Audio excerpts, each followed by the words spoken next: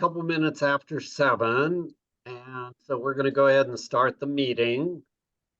And we'll probably have a few more people log on, but if there's anybody new to the class here, if you would care, we'd love to kind of hear from you how you found out about the class. Um, and just maybe say hello. So I'm kind of looking at the gallery to see if there's anybody. You could just unmute yourself and say hello, or you could raise your hand if you're comfortable doing that. And it looks like a lot of similar faces and similar names, but maybe there's someone new.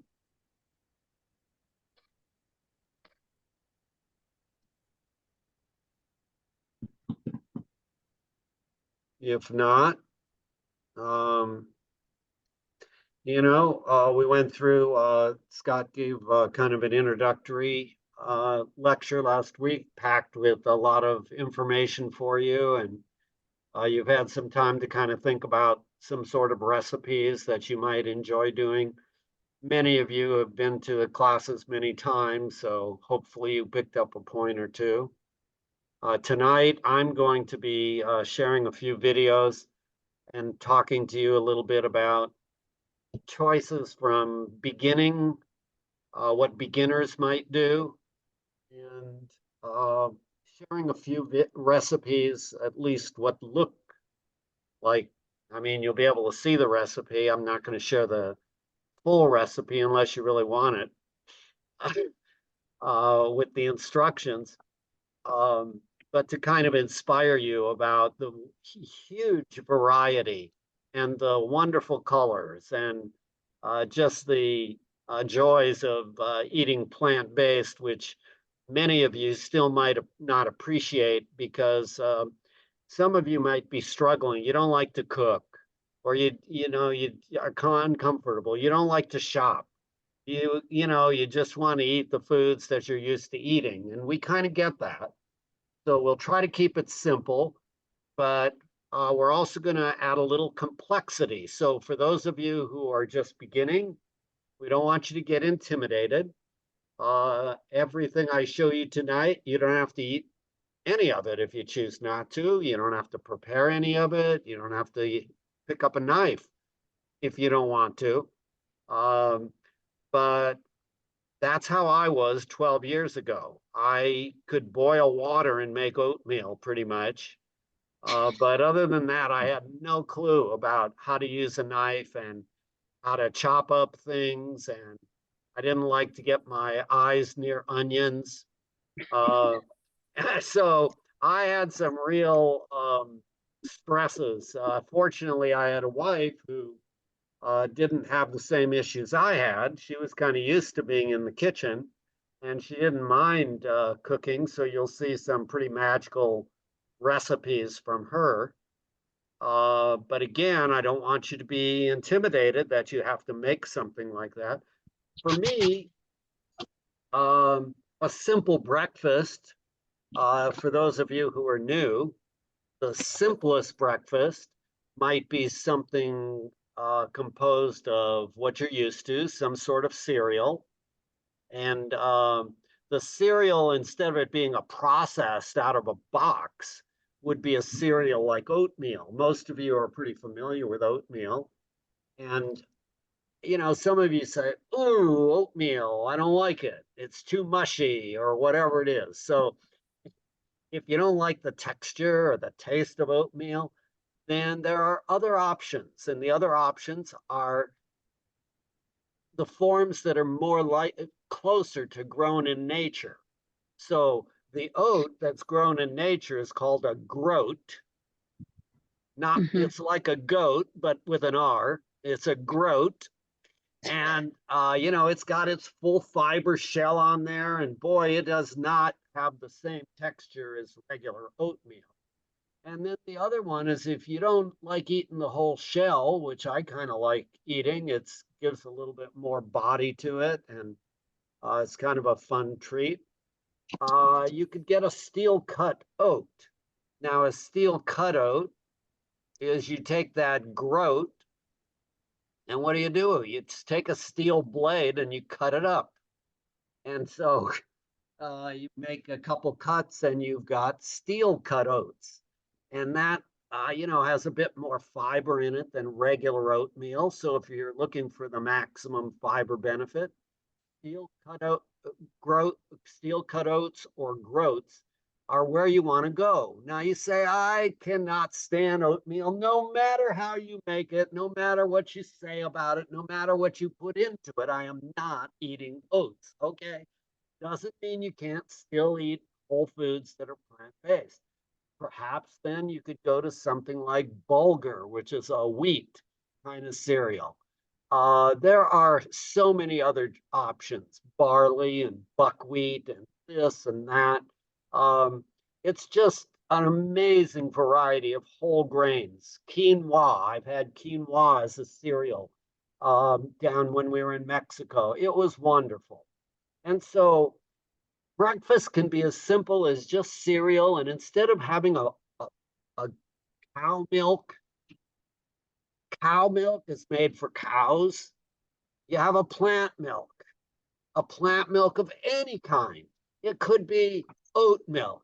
It could be soy milk. It could be almond milk. It could be hemp milk if you really are into the hemp plant. Whatever you choose, those plant milks don't have IGF-1 in them. So you're not going to have an insulin like growth factor 1, which is going to promote growth of cancer. And it's not going to have saturated fat that the cow's milk has in it. So, okay, so now you have cereal, you've got some milk with it if you like. And then, some of you like sweet, like Scott. Some of you like a little more savory, like myself. So if you like Scott, you want to put blueberries in there. You want to maybe put a little cinnamon on this steel cut oats or oatmeal or whatever you choose. Um, so that gives it a little bit of a sweet taste that you like. And if you're a savory kind of person, then maybe you'll take that same blueberries and you'll put it in a cup right by the side and you'll eat it separately. That's what I choose to do. So now we have a whole grain, maybe 1 or 2 servings. If you really, most people, good idea to eat a couple servings, and that would be like a whole cup of oats. Most people start with a half a cup, but eating a full cup is what I eat these days. Maybe it took me a little while to build up to it, but don't be afraid. Your gut is not going to get overtaxed by eating a whole cup of oats over time. You have the milk, the plant milk. You have some fruit. Now, I mentioned the blueberries, but you know, there's a whole lot of fruit that you might have in a day, 4 or 5 servings. Prager recommends 4. I eat probably 6. I'm a kind of a fruitaholic kind of guy. You don't have to be, but boy, it's dessert for me at every meal. So for breakfast, I'm actually eating some prunes, about 4 of them. I eat a banana when I wake up. I give myself a little time to let the banana enzyme do its thing with the banana. And then I eat breakfast maybe an hour, 2 hours later after exercising. And then I do the blueberries, and then we might add some strawberries. A couple of them. We might add a couple, like 4 or 5 grapes. We might add some raspberries. I like fruit a lot. So I wind up eating 3 or 4 servings of fruit before noon or by noontime. I'm still alive. I love what I'm eating. You don't have to eat that much fruit, but boy, if you love fruit, this is a fun way to go. And so now we have fruit, we have whole grains. What are we missing from our breakfast? We're missing only 2 things. We're missing, Protein? yeah, so where are we going to get our protein? Uh, we're gonna get our protein. Actually, there's protein in in the oatmeal, um, but the biggest protein would be beans or lentils. So beans or lentils are really high. How much do I eat? I eat about a half a cup of beans and greens. What about the greens? That's the other thing that's missing. And how do I get my greens? The same way you can get your greens. You can either go to the country market, and farmers market and get them, or you can go to your local store. You can buy them as they're grown in the bunch and wash off the leaves and whatever it is, or you can buy them pre-washed. If you buy them pre-washed, you open the lid, you put your hand in, you take out a handful, and you put it in a bowl. What do you put on it? We put a little balsamic vinegar. You say greens for breakfast? That's weird. It was very weird for me. But let me tell you, I have come to love and enjoy it and look forward to having greens in my life. And I think you might also. And so I'd encourage you. We started with one baby leaf of kale, and then we progressed on with a bigger leaf, and then a bigger leaf. And then we added another leaf, a baby leaf of collard greens. And then we added some arugula. And then we added some chard. And the more we added, the more we liked it because we had these different flavors. Tongue was kind of getting used to, and wow, this is a variety, kind of fun, different from what we're used to. Now, did we have to eat those? No, there's nothing you have to eat. But when we read the science, what did we decide? We decided that eating vegetables at every meal, one or two servings, eating fruit at every meal, two or three servings, or two servings probably, one or two, legumes, beans and lentils at every meal, half a cup maybe, and then whole grain at every meal, one or two servings. And we were stuffed. So you say, well, what are you doing for lunch? How do you get those four things in for lunch? And lunch and dinner could be very similar. Let's take an easy one for you. What's the easiest thing that you could think of? You all know potatoes. I can't find a lot of people who tell me I can't stand potatoes, but maybe there are a few of you in this class who can't stand potatoes. There are other treats that you could stand. Some of you like sweet potatoes, you don't like white potatoes. We all are a little different. Sweet potatoes have the lower glycemic index, a little bit healthier, but let me tell you, the regular potato is very healthy, although so, and not to worry whether it's yellow or white or purple or whatever. Eat what you like, but potatoes are really healthy. People live on potatoes alone. So let's take a potato, any kind that you like. Let's throw it in the microwave or let's boil it, whatever you want to do. Don't use any oil. You don't need to fry it in anything. And then cut it open. Once you've microwaved it or heated it up how you want to, cut it open. Now you have your potato sitting in front of you. It's in a bowl. And what are you going to put on that potato? Can you all think about what you could do? You've got a vegetable, the potato. What are the other elements we talked about? Beans. Yeah, steaming is fine too. Beans or lentils. You take and you put a half a cup to a cup inside the potato. Or if you don't like that, if you want a little buttery kind of stuff that's like butter or cream cheese kind of texture, get some hummus. You can get hummus and you can dump inside the potato. We do both. We can add hummus and we can add a little beans in there. And then you say, okay, well, now we've got our legumes and we've got vegetables and we're doing pretty good. What else can we put in here? What are we missing? Greens. Well, a little salsa is good. That could have onions and garlic in it or whatever your favorite salsa is, a few more vegetables, and then grab a handful or two of your favorite greens, arugula, spinach, whatever you want, lettuce, and dump it on the top of this potato. Now your whole bowl is filled. And then you say, well, I'm still hungry. Well, get another half a potato and do the same thing over until you're full. And then for dessert, what are you going to have? What's missing? Fruit. So you could do that for lunch, dinner. That is your simple, my simple, basic a recipe for eating. I hardly had to use a knife except to cut the potato open in half.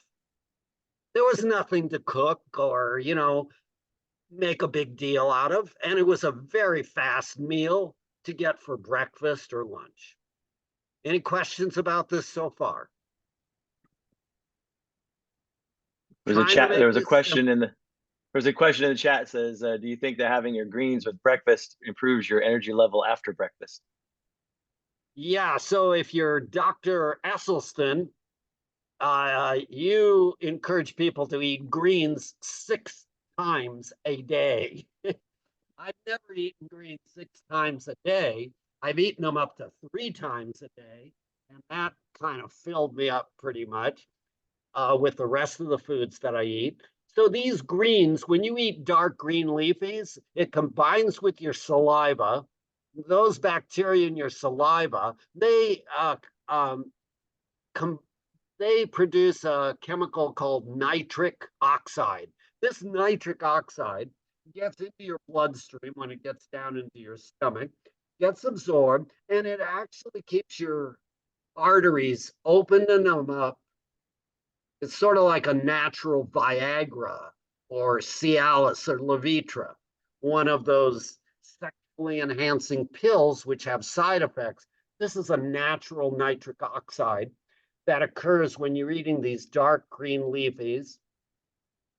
And it lowers your blood pressure, improves blood flow to most all your organs, and it's one of the healthiest choices you can make. Plus, it's packed with other nutrients, uh, phytochemicals, plant chemicals, or plant nutrients, phytonutrients that boost your immunity, fight off infections. Um, there is so much benefit to eating what Dr. Greger recommends, and that's a combination of legumes, whole grains, fruits, vegetables, and a serving of nuts, quarter cup. And he says walnuts are the healthiest choice. Any questions about this so far? Okay, so you'll have plenty of opportunity, I promise you, to chime in later on. I'm going to share my screen with you now, and I'm going to kind of go through some fun things. I tried to make it easy for you initially, that you're not going to starve, that you don't have to be a major cook, but there are some fun things that you could do in your life which can add joy. And do you see these jars? This is when I was first learning how to grow my own food inside my house. And I thought, oh, it sounds like such a pain. What do you do with the dirt? And, I've been out in the garden. It can be fun for a while, but then it can get to be work. Well, growing your own sprouts, it is hardly work. You just have to remember twice a day to rinse the seeds. And you can get jars and jars of food. I read about how some guy got 40 or 60% of his meals from growing his own sprouts. So this is what you start with. You start with seeds. These are from either Handy Pantry, these seeds. You can get them online from Amazon or from a market, or you can get them here locally. There are seeds that you can get. And you see there are radish seeds on the right here, and there's broccoli seeds on the left. You take a tablespoon or two, you put them in one of those jars that you just saw, one of these jars, and you fill the jar up almost with to the top with water, and then you let those seeds soak for about 6, 8 hours. You can let them overnight if you want. Then you dump the water out, and twice a day, you just fill the jar up and empty it out. It's so easy. There is no muss, there is no fuss. And by the time 5 days or so goes along, you've got a jar full of broccoli sprouts, which are healthier than the actual broccoli that you buy in the market. You save yourself tons of bucks, and you've got yourself homemade food in an emergency. You know, you got iced in, you can't get out to the market. You can grow your own broccoli, radish sprouts. You can grow, this is a little different. These are microgreen, which uses dirt. It's sunflower seeds. They're quite a treat, actually. And when you grow these sunflower seeds, you just chop them off above the root line there, above the dirt line, and they are a very tasty snack. They take more work than I want to put into it, but let me tell you, it's a fun experiment. And if you get your kids or grandkids involved in this, they learn the benefits of eating greens for breakfast, lunch, and dinner. This is what the roots look like on some of the whole grains that I've tried sprouting. And there's mung beans. Here's mung beans. The roots look a bit like this also. And this is what it looks like on top of the tray. And it's like the mung beans you get at the Chinese restaurant or whatever restaurant, Asian restaurant, in the stir fry. These only take 2 days to grow, 2 or 3, and you've got yourself plenty of food, which we kind of add into our breakfast bowl. Here you go. That's what they look like. And you put them in a jar or in a container, and we just take out a little bit every day. We make our own store. Go ahead. Oh, I was just gonna ask Charlie, when you like the broccoli sprouts or any of the sprouts, including the mung bean sprouts, do you eat everything you see in the jar? Do you eat it all, or do you have to pluck off the sprout part, or do you eat the whole thing? I eat the whole thing. You know, this green in the mung bean, the mung beans are green. They have this shell, and then the green pops off, but I just eat it. I've been doing that for 2 years, and it's just extra fiber. Great, Doesn't thanks. interfere with the taste. Good question. I have a question. Go for it. What is the little tray, the green tray with what is that? Because I sprout mung beans in a jar, but I've never tried buy this. this online. They come in these trays. The green tray has no holes in it. Right. So it collects the water. Uh-huh. The white tray has holes in it, so you dump about a quarter cup. I use 2/4 cups of mung beans, and I put them in the tray, and then I sprinkle them over. I fill the tray with water, and then I empty out the green tray into the sink, and I do that twice a day. But first, you have to take the mung beans and put them in a jar and soak them overnight. Right. Got So it? what's the advantage of doing this rather than just doing it in a jar? Do you find this easier?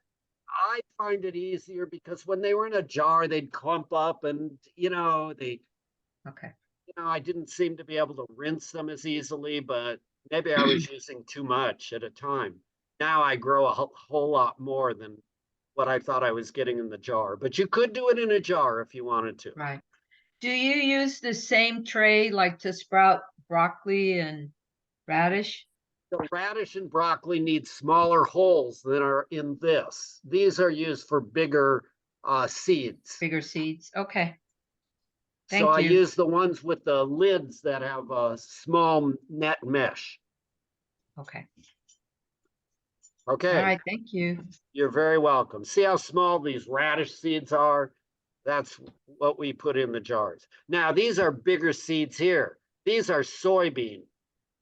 And I tried sprouting some of those. I didn't like the taste all that well with those, but some of you might. But I do make my own soy milk, and it's with a soy Bella machine. You take a cup full of these soybeans, put it in here.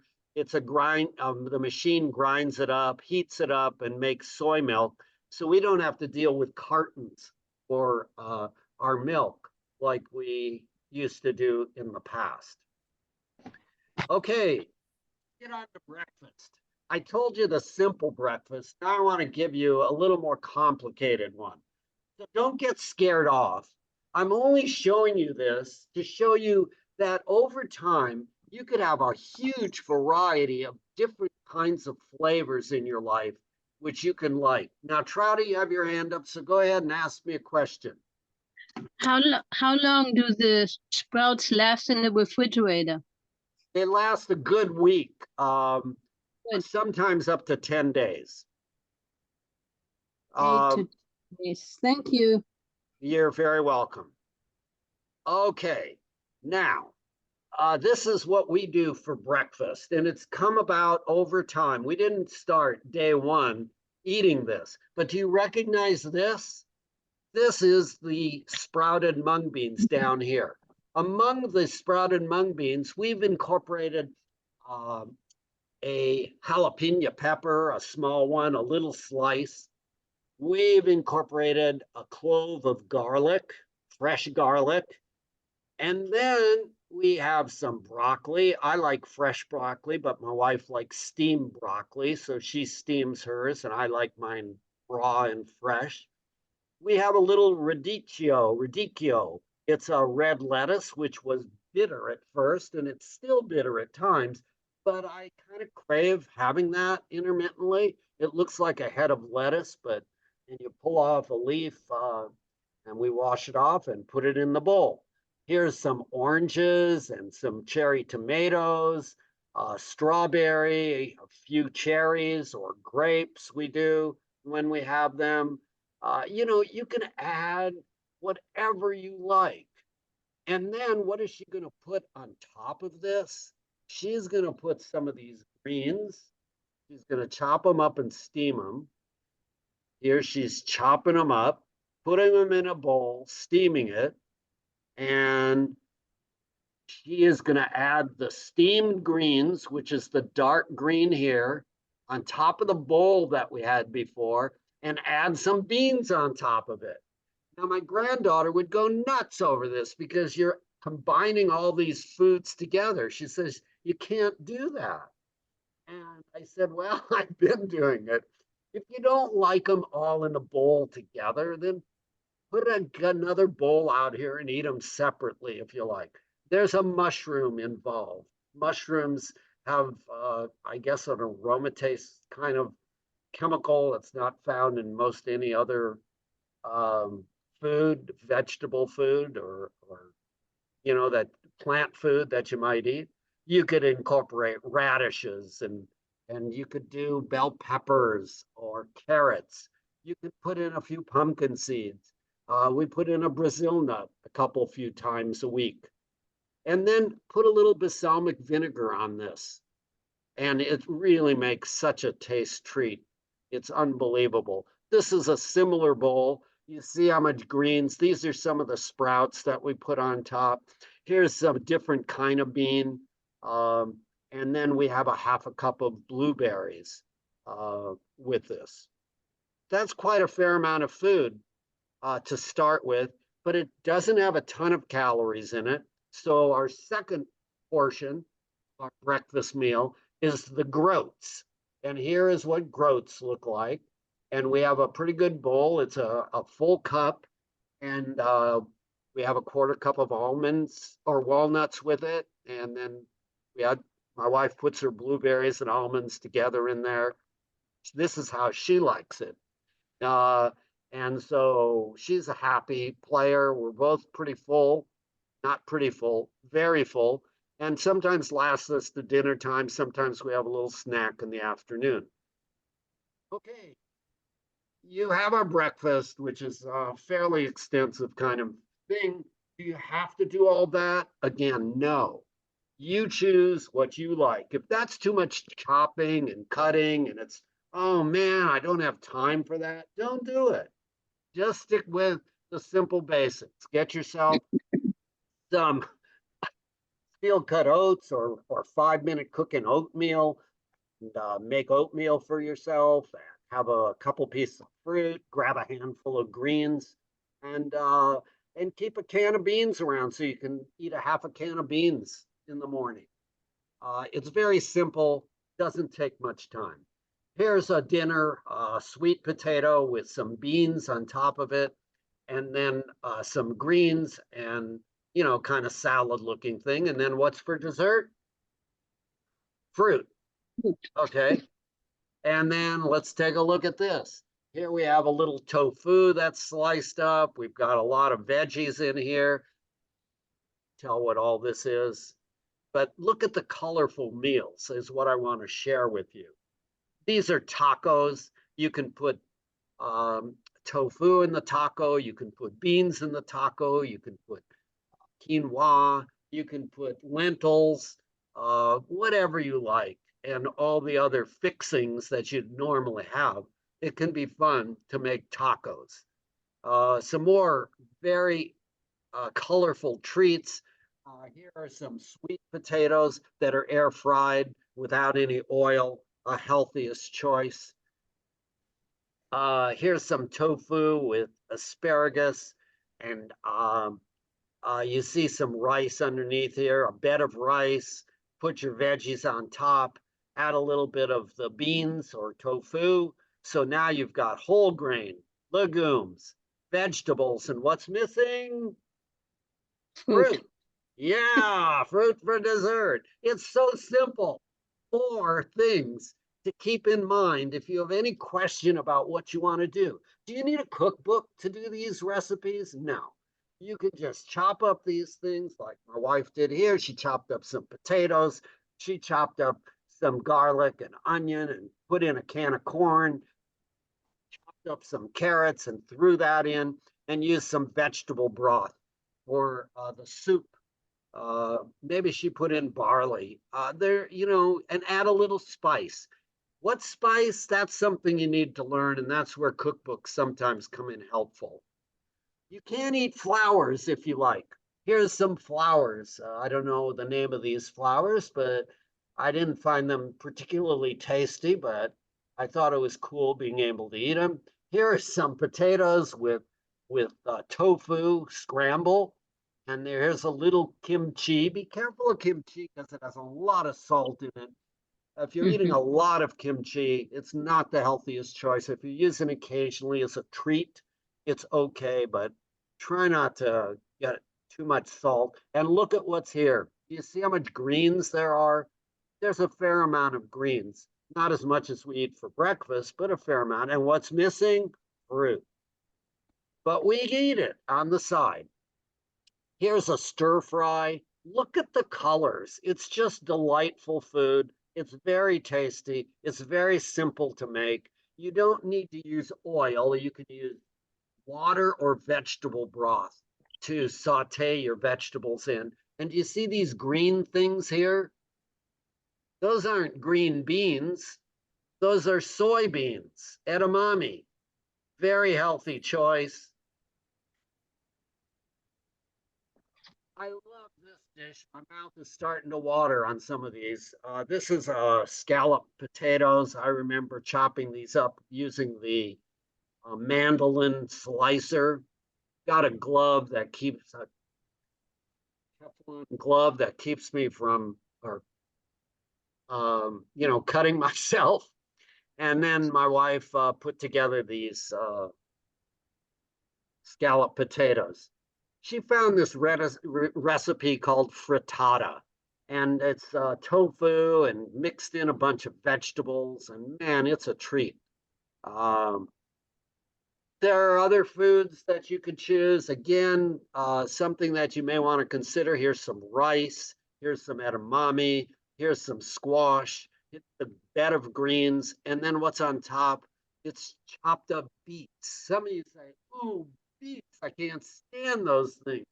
Well, if you try eating a raw beet, if you can't stand a cooked beet, you may have a treat in store for you. Give it a try. You may find that you actually like raw beets.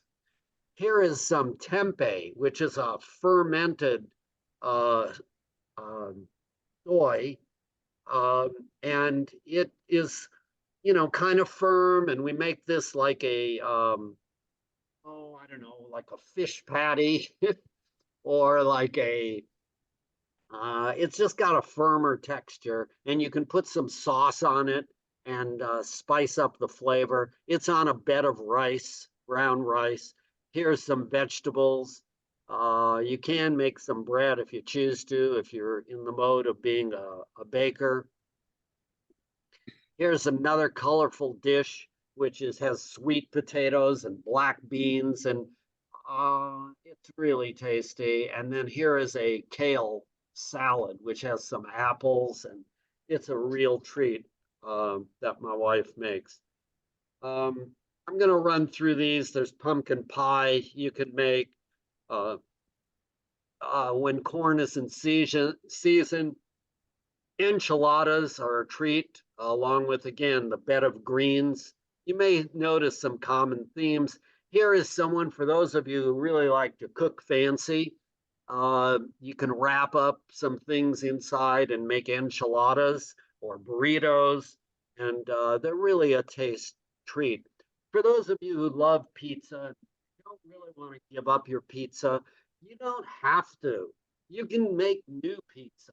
It's the pizza nouveau, or I don't know what the French word is, but Christine learned to make her own pizza crust. Again, don't be scared off if you're new to this. You can, it's, if you like to cook, you might want to do this. If not, you could at least look for pizzas that are as close to whole plant foods. Of course, the crust is not a whole plant food. It's the whole grain, which is chopped up and made into a flour.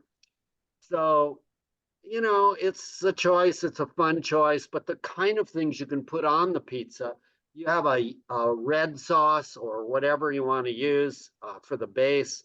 And then you can add in all sorts of fun vegetables like artichoke hearts and bell peppers and olives and onions and garlic and squash, tomatoes.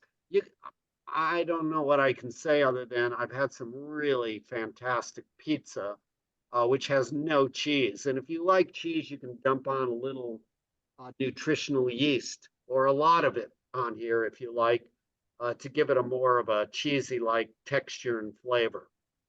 You can mix and match. In this bowl, you don't have to eat tortilla shells or burrito shells. You can eat everything out of a bowl if you're trying to lose weight and trying to stick to more whole foods, plant-based. You can just dump those shells out and just use your fork or spoon to get your beans and lentils and rice. You can eat it out of a bowl. Just make sure you add some additional, greens and fruit to your life, and you'll have a really good meal. Now, even our dog loved veggies. You can see by her licking her chops. She especially loved broccoli and pepper. Now, you say there is no way I have time to spend 5 minutes oatmeal in the morning. I got to get out of bed. I got to wait till the last possible moment in my life. I'm always in a rush, and I haven't figured out how to just calm my life down. I got to have a cereal out of a box. Well, Uncle Sam kind of fills the bill on that in terms of the fiber content, and Gregor recommended this. We've tried it. It's not nearly as tasty as oatmeal in my mind, but for those of you who have to have a box cereal, check around, you'll find Uncle Sam. We mentioned the different kinds of plant milks that are available, and find one that you like. and use it. If you don't like one, go to another. But try, you know, think about what you're getting when you're eating cow's milk. It's really not a healthy choice.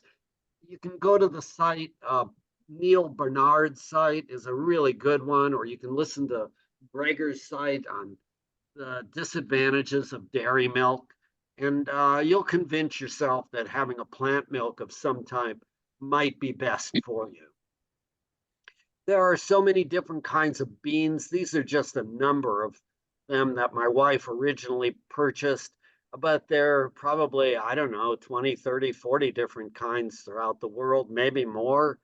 I know that, you know, you just can make so many different kinds of beans and lentils. They all have slightly different tastes. There are snack foods. If you're going to be going traveling, you want to have some snack foods with you. And so here's a edamame, which is a good snack food. There's chickpeas, there's mangoes, dried fruit, and maybe even a little sea vegetable. Now, before I go on, I want to share my screen with you for a moment. Wait, I don't want to share my screen. I want to stop the screen. And I want to share with you, my wife came up with this idea. I think, I don't know, she was looking through cookbooks. I hope you can see this. Do you see these things? Can you guess what they are? They're chickpeas. Do you see them? Mm-hmm. Okay. So these chickpeas, she wanted something crunchy. So she found a recipe and she rinsed out a can of chickpeas. She put them on a tray. She heated them at 200 for 20 minutes in the oven, pulled them out, made sure they were dried off. Then she added a little spice onto them and put them in at 400, and they were really crispy the first day, but the second and third day they got less crispy. Christine was not to be discouraged. She is on the search for finding something that will have the crunch that all of you new to eating plant-based crave and want. And when we tell you eat celery, you say that doesn't sound so inviting. So I'm going to encourage you to think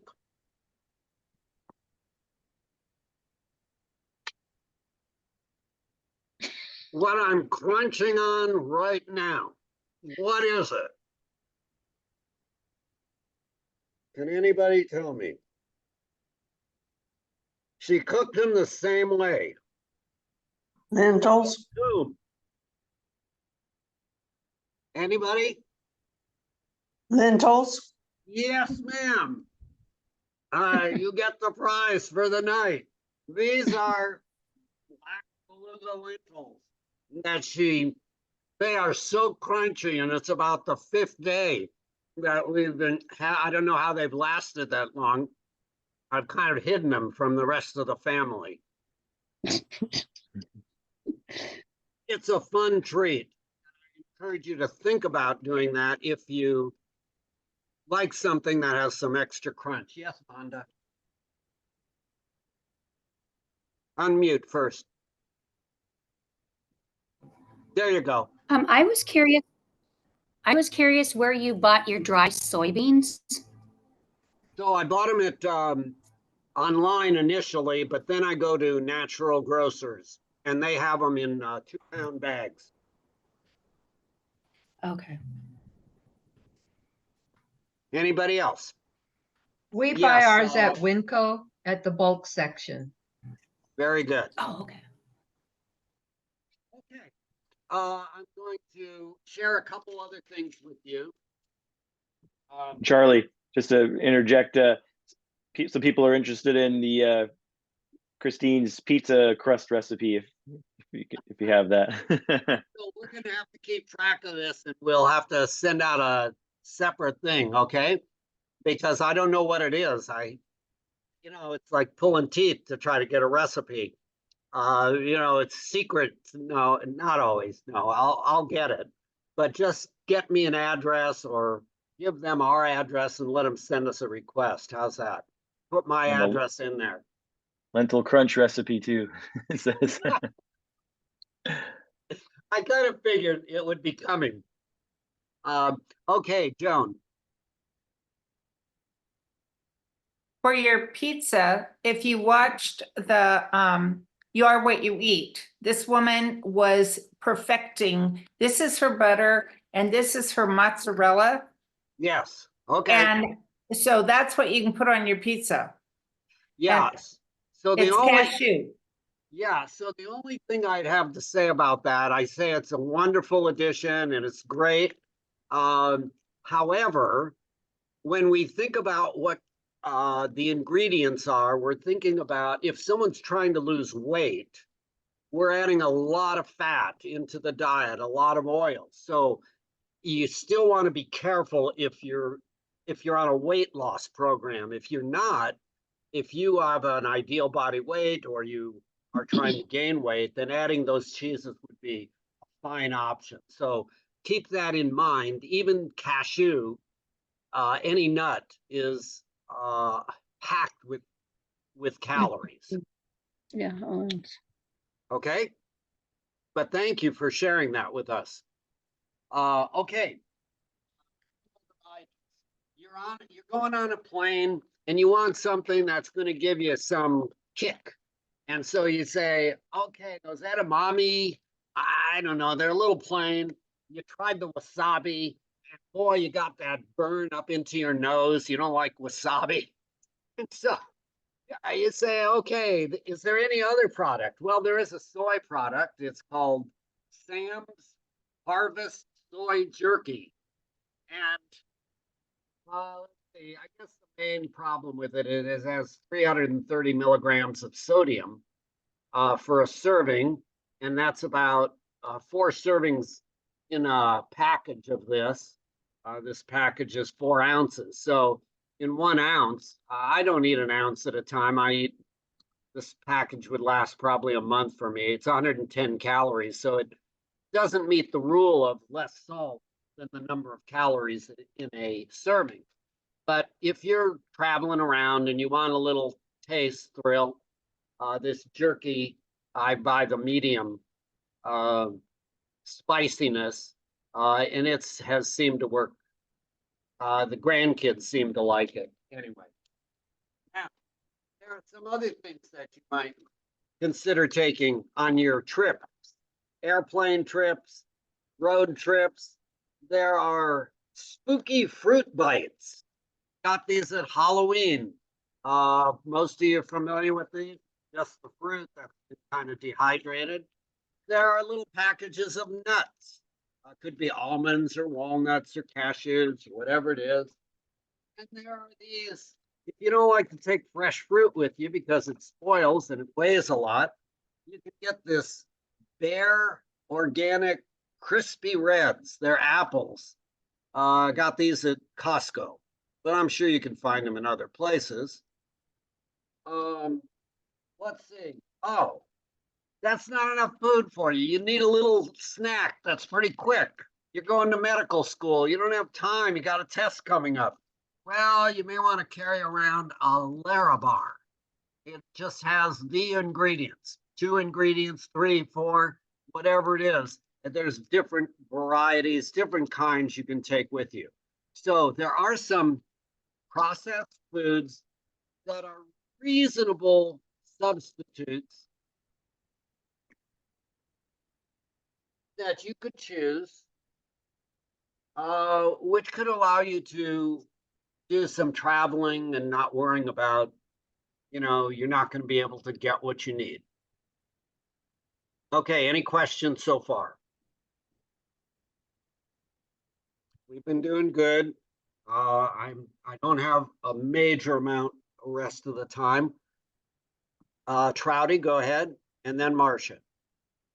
Where do you get all this stuff? It's been 12 years I've been on this journey. And as I go through one path, I say, oh, there's a store with something interesting and unique in it. I'm going to either give it a try or I'm going to read about it and think about it. And then I try it. And I don't have any one place, but I do Oh. buy most of my stuff on Amazon if it's kind of odd. Or it'll be at the local market, like Market of Choice or Whole Foods or, any of them are fine. Thank you. You're welcome. Marcia. That was kind of my question too, but I wanted to know about the jerky. Yeah, that's online on Amazon. Okay, You're welcome. And I think you have to buy 5 packages at a time. So, be careful about it. Although the first time I think we got 1. Anne, just unmute yourself first. There you go. Okay, now I just got a taste of these and my husband loved them too. But we went to buy them and they were like $8 for the bigger, a little bit bigger bag. And I picked it up and I said, well, that would be a snack all by itself. So I'm thinking of getting a dehydrator because I'm thinking that would be, although these, I must say, in a pinch, all that's in this is apples. That's it. Organic apples. There's no Yes. nothing else in it, and they were delicious. My question is, do you have somewhere in your classes or anything, anything on dehydrating?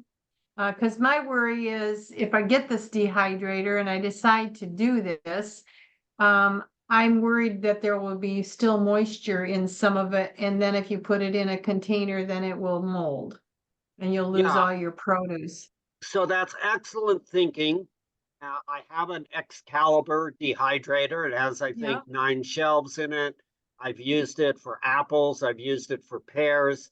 Sometimes I underhydrate it a bit when I like it a little softer, but I have kids around that are going to eat it. And I think about, I'm going to keep this on the countertop no longer than 6 months. I've never had any problems with it as long as I eat it within that time frame. You could dehydrate, and I think you probably could freeze what you make if you're worried about it, if you had a year's Yeah. worth. And We don't so, have the freezer space, so I was thinking of getting the Excalibur, actually. I'm gonna get it from, get this, I'm gonna get it from Home Depot. okay, that's A good. cheap And it's price, yeah.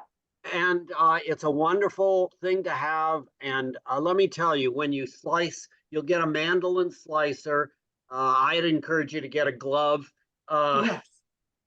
You can do this by hand, but you can make the slices the same size with that mandolin slicer. Do about 1/4 of an inch slice, and then leave the skin on. And then you can sprinkle on it nutritional yeast on apples or pears. You can sprinkle on some spice like tahine. And man, my mouth's watering just talking to you about it. It's wonderful treats. You won't keep them around long enough to get them moldy, is what my guess is. Yeah, because at nighttime, when people are getting the snackies, I'm thinking, wouldn't this be better, Yes, And yeah. definitely better and a lot cheaper than buying $8 for a package like that. And not only that, anybody, whether they're on your board with you or not, would like them. Absolutely correct. I've never had anybody tell me, ooh, I don't like this apple or this pear that's dehydrated that you made. Yeah, They've yeah. all Okay, thank you. appreciated. You're very Thank you. welcome. And if you have other questions, feel free to ask when you get it and, or send an email. We'll talk with you and work through it together. Okay, thank you. You're welcome. Trouty. Where do you, Go ahead. where do you get nutritional yeast? You can get it at the market. We buy it, Bragg's, I think. But you could also get it out of the bins at That's at all the Winco. grocery stores. Winco, Fred Meyer, Market Choice, they all have nutritional yeast in the bulk bin. Okay. It sounds bad. Yeast, eating yeast doesn't sound like a thing, but it's really okay. Once you get past that word, it's like, okay, I'm not really eating yeast. It's the name of the food. Thank you. You're welcome. Okay. All right. Let me go back and I'm having way too much fun here with all of you. The mango snacks, there's other dried fruit that you might choose to get. Dulse. These are dulse, and let's see if I have on here wakame. I don't, but you have it in a package here. This will give you the medium and long chain fatty acids. The best one would be wakame, but dulse is the one I started with for iodine in my life. I no longer use salt for iodine. And so think of getting some sea vegetable. Now, I want to warn you, the first time that I tried dulse, I swore I'd never eat it again. It was just so offensive to me. Maybe it was in my mind that eating seaweed was not an appropriate human food.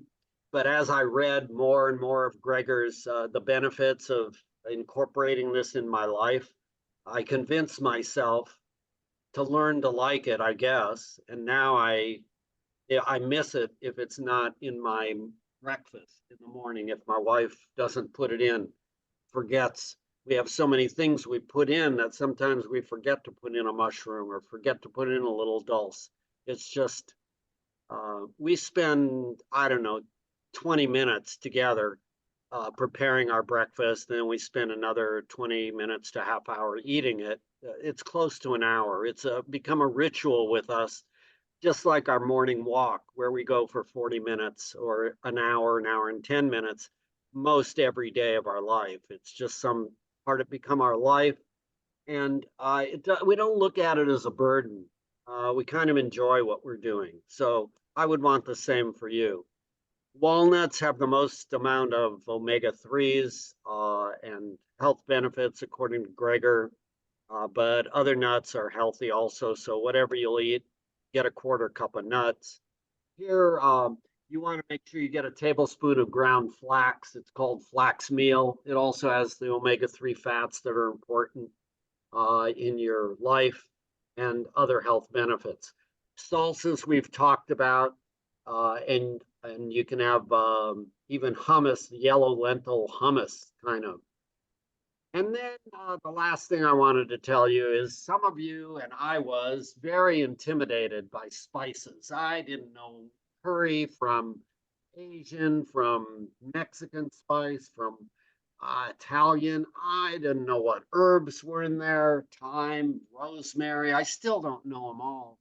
My wife, she's a spice fanatic, and she's got spices on top of spices. But, she really sticks to probably 5 or 6 or 7 that she's learned and uses them mostly. And I'm learning about curry. I like that. Learning about Tajín, which is a Mexican spice. So pick out some different spices, spice up your life a little bit, and you'll really enjoy the foods that you're eating. If you don't like beans, like they come out of the can, then add a little different spice to them, and it'll make a huge difference. And if you get stuck, talk with us, and we'll try to coach you into helping you make tastier choices. Now I'm going to stop the share there. And I'm going to make sure there's no other questions before I go on. I just had a couple other videos I want to share with you. Anne, your hand's still up, or you have another question? Okay. Anybody else have any questions about any of this so far? I hope we're having fun. And we're going to kind of, how many of you have never had a smoothie before or have never made a smoothie? There's one hand. Let's see. There's another hand. And let's see. There's another hand. Okay. So there's enough of you who have never had a smoothie. It was one of the first things I learned how to make. And so I want to go through a little demonstration that I concocted a few years ago. And I want you to think about what ingredients I'm putting in there. And I want you to think that maybe bananas are not such a great idea to put in a smoothie like you're going to see me do. And we'll discuss that after I get done showing you this video on how to make a smoothie. So what I'm going to do is come back and share my screen. And here we go. For those of you who have no clue about how to make a smoothie, it should be right here. Hi, so today we're going to be demonstrating a smoothie. I know you want some simple food to get some additional greens into your life, and that's what we're going to do right now, fruit and greens. So you need a machine. Vitamix is one of the fancier machines that does this really well. You can get a NutriBullet, and there are other commercial products on the market. A regular blender, if you're using frozen fruit like we're using today, sometimes the blades kind of get hung up, but if you have a good one, it might work also. So we're going to take our Vitamix, and I'm going to show you the mise en place here. We're going to start with a banana. We're going to add to it either water, a cup of water, or we can use a plant milk, 1 cup. That could be almond milk or soy milk or hemp milk or oat milk, rice, whatever you like. And then we're adding a cup and a half of frozen fruit. This is a mixture of berries, which are really high in antioxidants. And then we have 2 cups of greens. And as you see, they're packed down pretty full. That'll grind down to about a cup or so. And that's 1 serving of greens. And then to sweeten this all up, we're using anywhere from 2 to 4 dates. I'm using 3 for this recipe today, but you can choose whatever you need for your taste. There's a little ginger. We buy it this way in grated ginger, but you can also buy the ginger and grate it yourself at the market. Use about this much for 1 serving. And then I personally like to use a little of this cocoa, natural unsweetened. I use a tablespoon, maybe up to 2 tablespoons when I make a smoothie for both of us. So this is 1 serving, and we're going to dump it in, and we're going to see how long it takes to do this. It's very quick and easy. We throw in the banana, we throw in the water, we throw in, I can use my fingers on this because I'm going to be drinking this with Christine. And then we're going to throw in the greens, and we're going to throw in the dates and add the ginger. It's that easy. It's not a complicated process. We put the top back on this guy, and we're going to go ahead and we can use this tamper to kind of push things down. And I usually go ahead and start it on a little slower.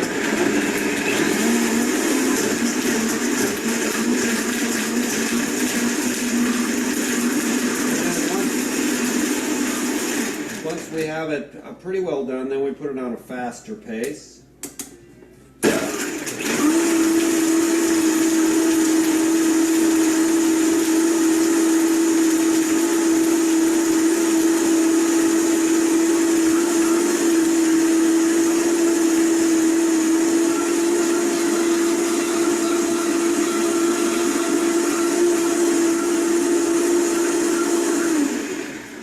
We're done.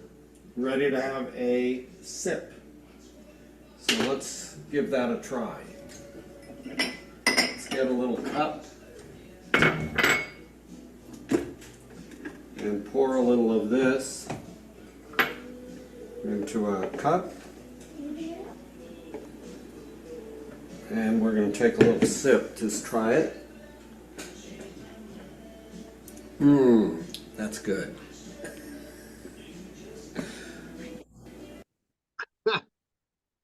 Okay, I wanted to have a little fun with you with that.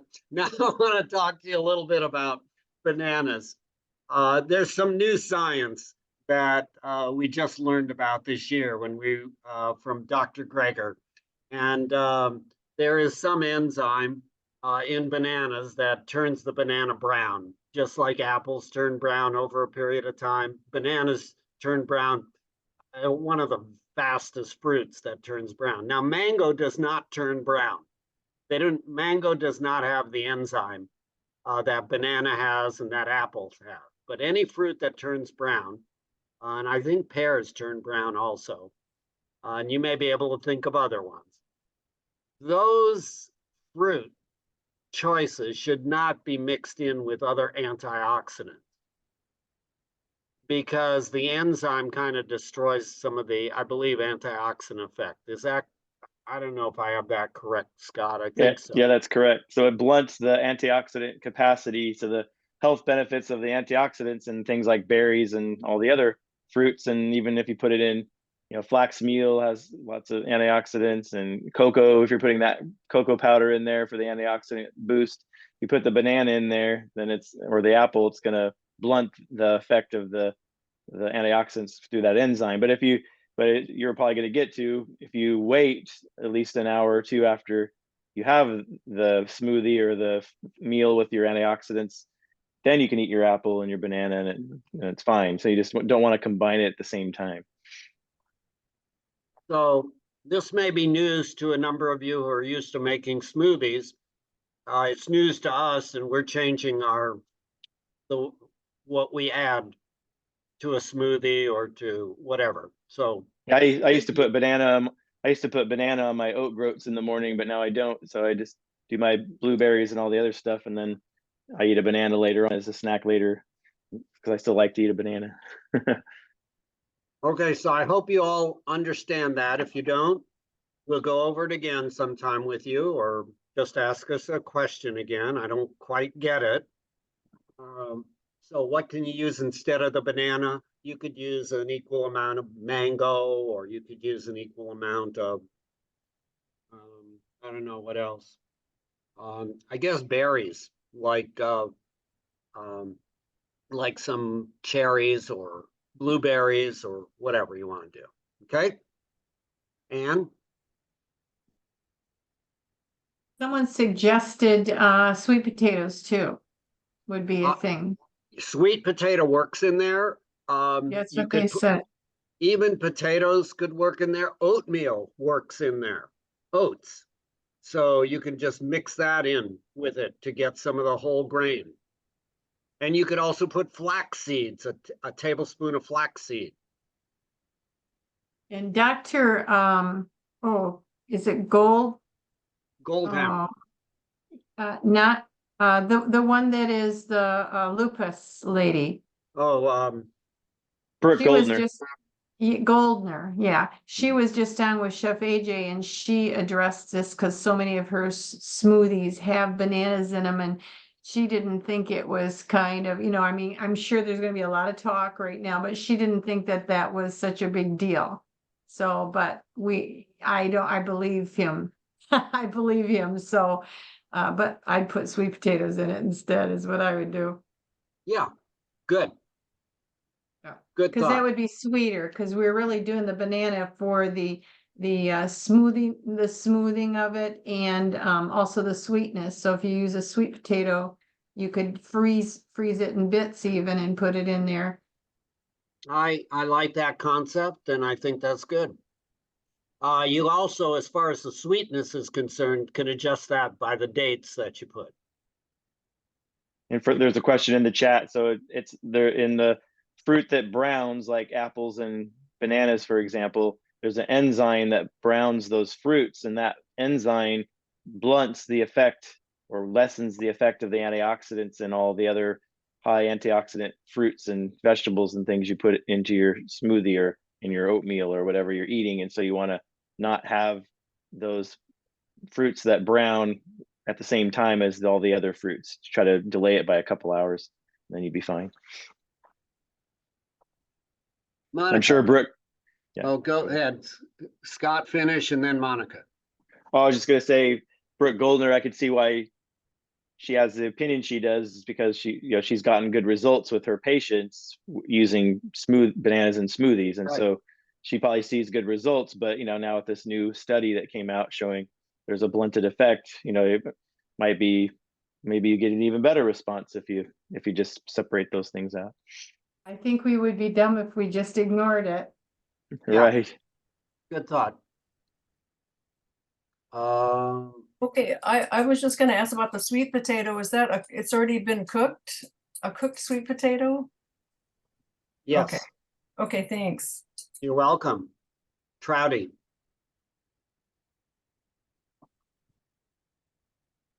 Trouty, unmute.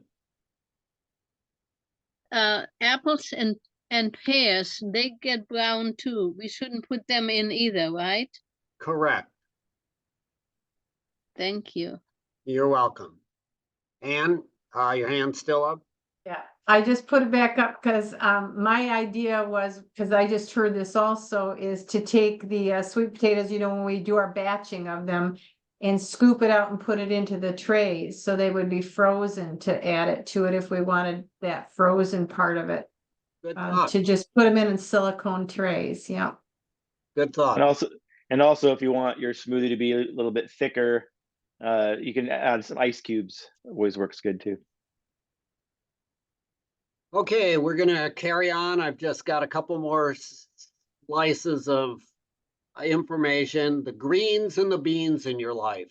Greens and beans, you're getting your calcium from, you're getting protein, you're getting, spinach is 40% protein, believe it or not. And so we really want to be encouraging you to use more beans and greens. There is this video, which we'll show you how to access it so you can see the whole video. I'm just going to play parts of it. Hold on. For you now. Okay, so this is our morning green. So this is what Christine and I eat for our morning greens now. It wasn't the first day, remember, this is now. And look at how many leaves of kale and chard and collard greens. And we've got kale, collard greens, chard, and it's probably about 4 cups of it. When it's chopped up. What I like to do is I just roll it up like so. I don't cut off the stems, I don't cut off the ribs, I just finely chop it up.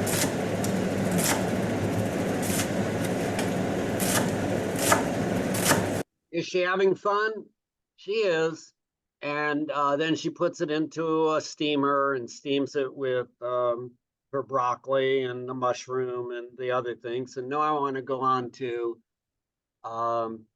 flax seeds. I don't want you to miss out on grinding flax seeds. So I got to go to, let's see, 9 minutes here.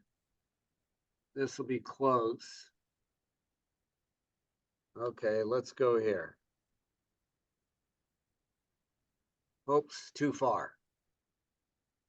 Let's play from here. Compost our peelings and all of those things every day, and then we add it to our garden. Now Charlie comes out here every morning and he picks the chives that we're going to add to our greens. Chives have a lot of nutritional benefit. I don't know if he's talked to you about that, but maybe he'll do that today. Okay, so another thing we do every day is I take it's 1/8 of a cup, that's about 2 tablespoons, a tablespoon apiece for us. I put into this spice and nut grinder, grind it up fresh, so easy.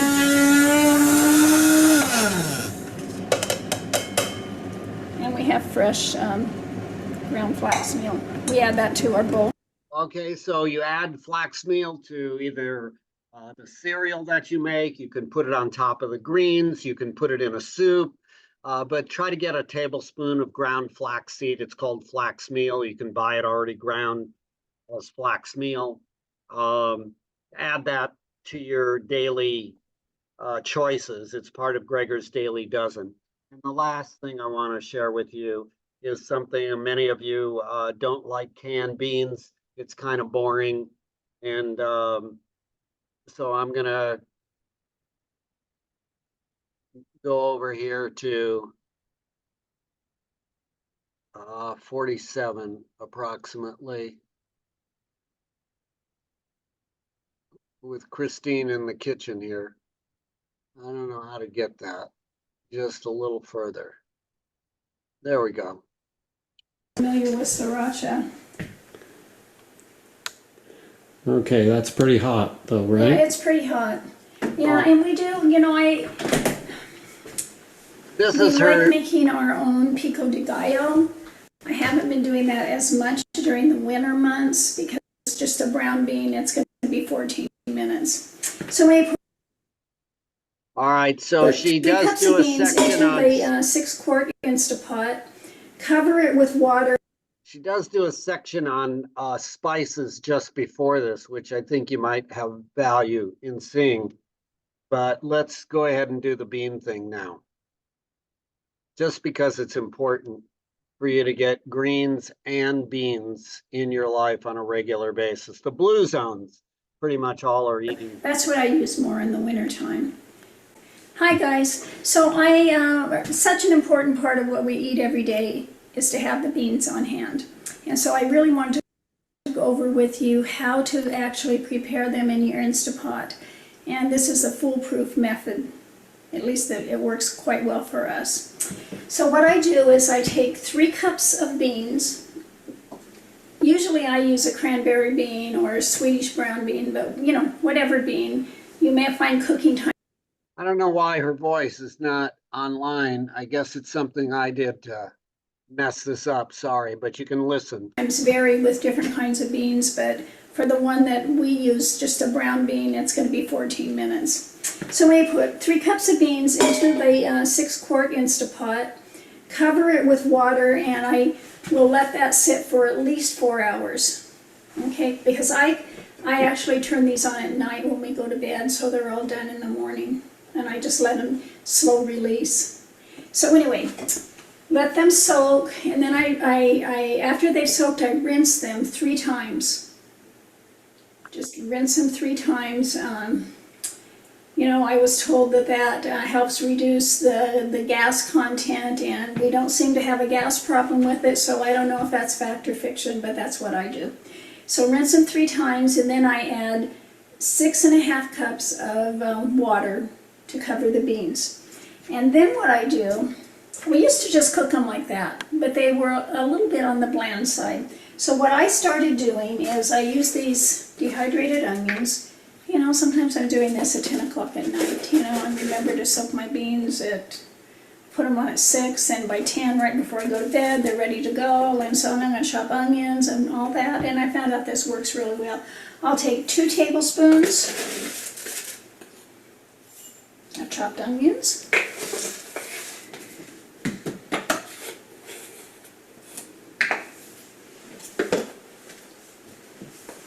One tablespoon of granulated garlic.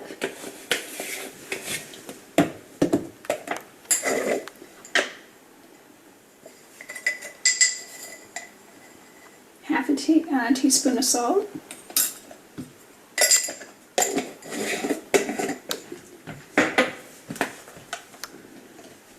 Yes, Charlie, you going to say something? No, I was just trying to get in. 1/4 teaspoon of black pepper. And then remember those mixed vegetables I was telling you about just a few minutes ago? Well, I take 2 tablespoons of these Dehydrated veggies. dehydrated vegetables.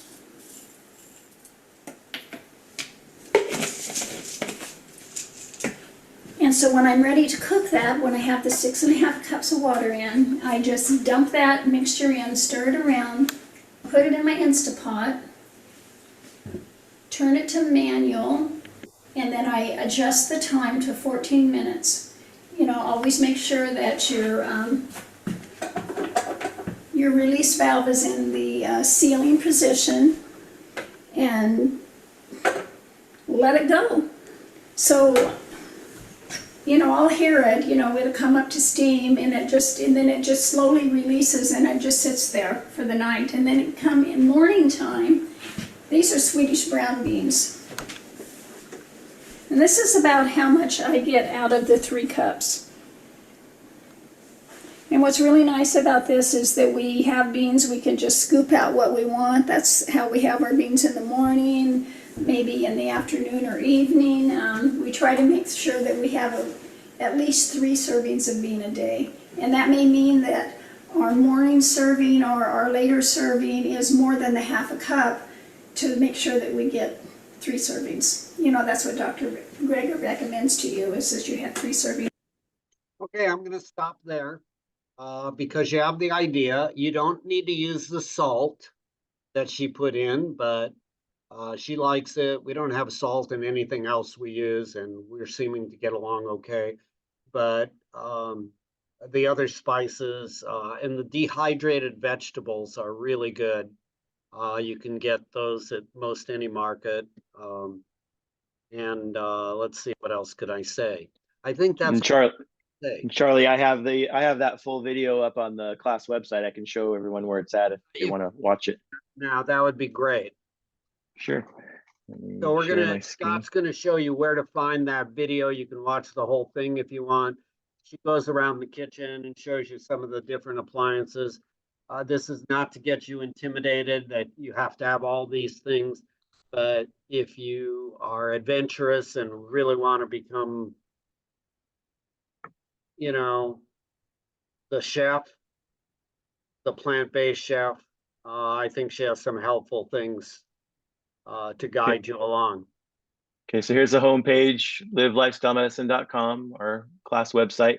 So if you go to class archives, let's click on class archives, and it's actually way back in the core curriculum classes in 2021. So the very first of all, there's all these different years and class banks of classes here. Go to 2021 core curriculum classes, then you scroll all the way back to, it was back in our introduction section. So right here, Christine in the Kitchen video link from Live Lifestyle Medicine class. This was January 5th, 2021. So you just click on this and that full class is there, and you can watch that full video if you want. So there it is. Thank you, Scott. Any other questions from people in the audience? Now's the time, or if you want to share some of your favorite recipes, feel free. Just raise your hand or unmute. Let us know somehow that you'd like to speak up and share with the group.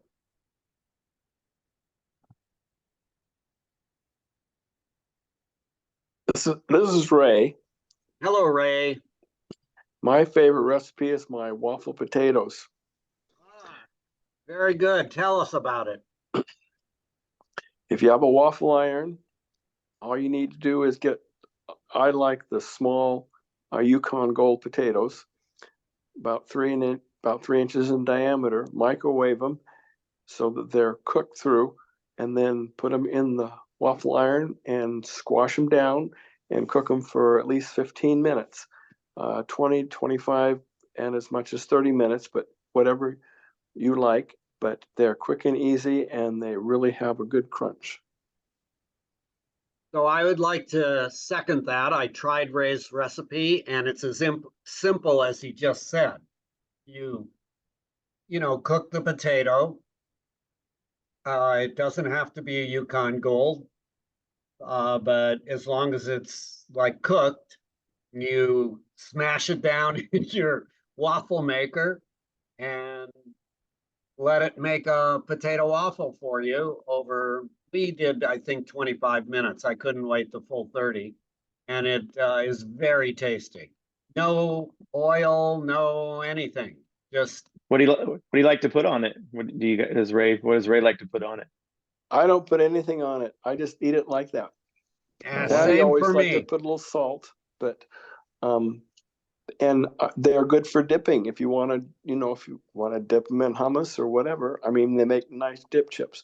The only thing I'd say is just make sure they're small enough so they don't ooze out of the waffle iron. And I've actually did a russet potato and cut it into pieces and did it as well. But you want to leave the skins on because that helps it not to stick. And also, I found that cooking the potato in the microwave and then putting it right into the waffle iron steaming hot makes them stick less than if you actually chilled them and then used them, because the original recipe that I got had you cook them, chill them, and then microwave and then waffle them. That was probably to increase the resistant starch in the potato. But your method works fine.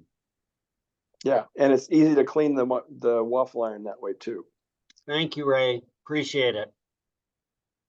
Who else?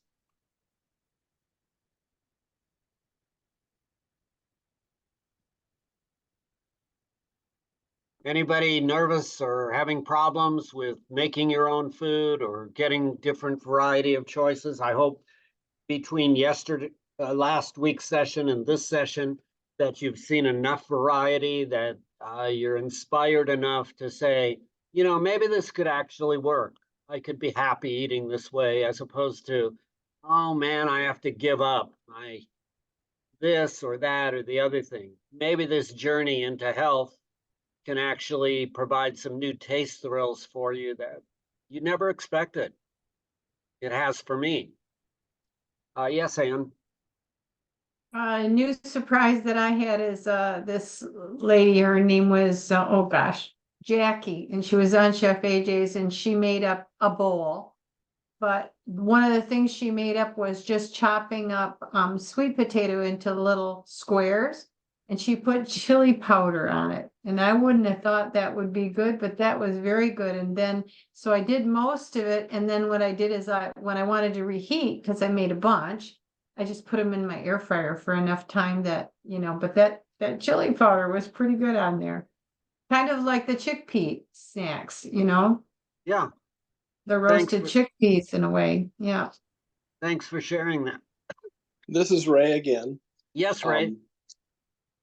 Speaking of roasting sweet potatoes, I cut sweet potatoes like in eighths and then sprinkle smoked paprika on them and roast them.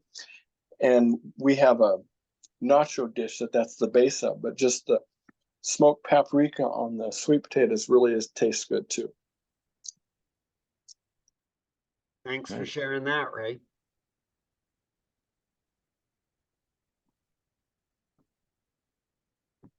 All right, we have a couple more minutes of fun. Next week is an open forum, and then just a heads up: 2 weeks from tonight, we will not have a class for the first time in several years because it's the Dr. Greger lecture down in Roseburg. So Charlie and I will be there. So yeah, so next week though is open forum, and then 2 weeks from tonight we'll have a 1 week hiatus.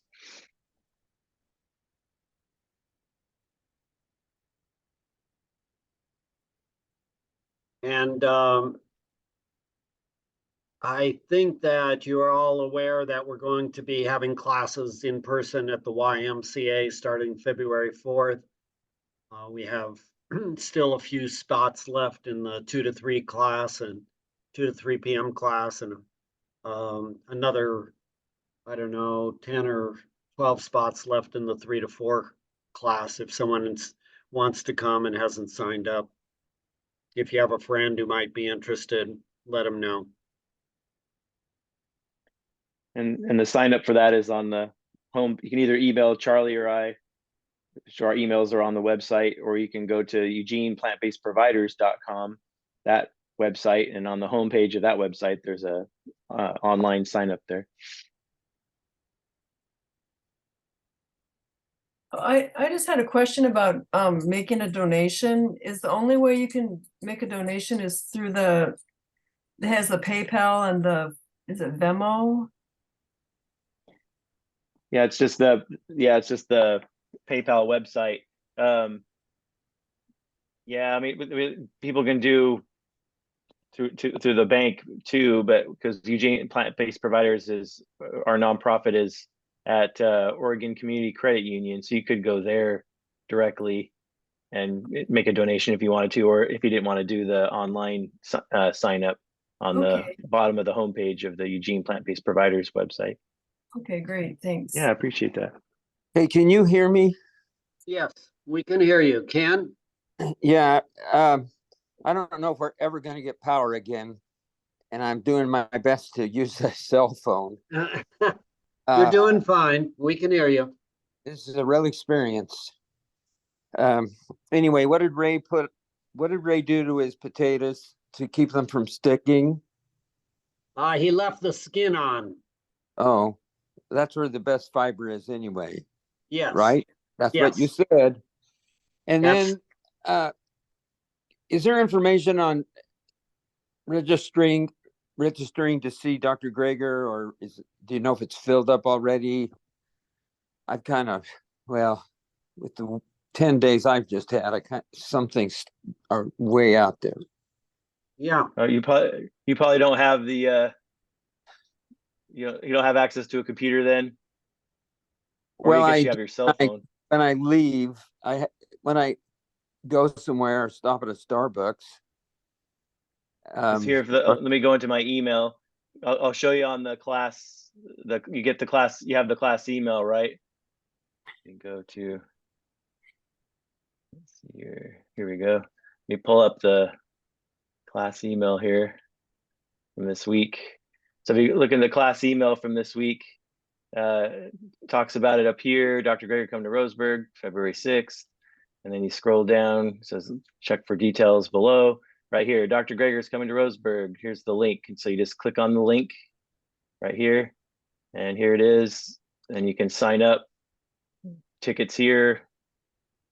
Boom, just click tickets here. And then I bought a general admission ticket, it was $10 right here. So you can add them to your however many you want right here. So that's what I did. I know there's people that wanted to sit closer and spend more money, but because everything he does, he doesn't take anything he ever gets from anything is all donated to charity. He doesn't take anything. But I think it's probably more of this is because it's at the community college at the Umpqua Community College. So that's probably covering the cost of the venue is my guess. Is it at is it DC? Yeah, it's at UCC. And the class, what do you call them? The mail. What did you call it? You send it every week? Yeah, the Sunday newsletter for the classes. Is that where this information's on? That's what I was just showing there. That was this week's class email. Email or newsletter, however you want to call it. I don't know if I got it. I haven't had internet except when yeah, I wonder if I'm going to survive this. It's horrendous. Hopefully things will be better for you by the time we meet next week. Well, when I go to town and see one snapped off telephone pole after another, I think at least the telephone poles got the worst of it, not me. Yeah, that's fortunate. Well, I hope to see you there. I really wanted to go to that. Great. Thanks, you guys. You're welcome, Ken. You're welcome. Anybody else? Last thing, we're done. Enough for tonight. It was fun. We'll see y'all next week. Thanks. Thank Take you. care, everybody. Good night. Thank you. Thank you. Good night. Scott. Hey,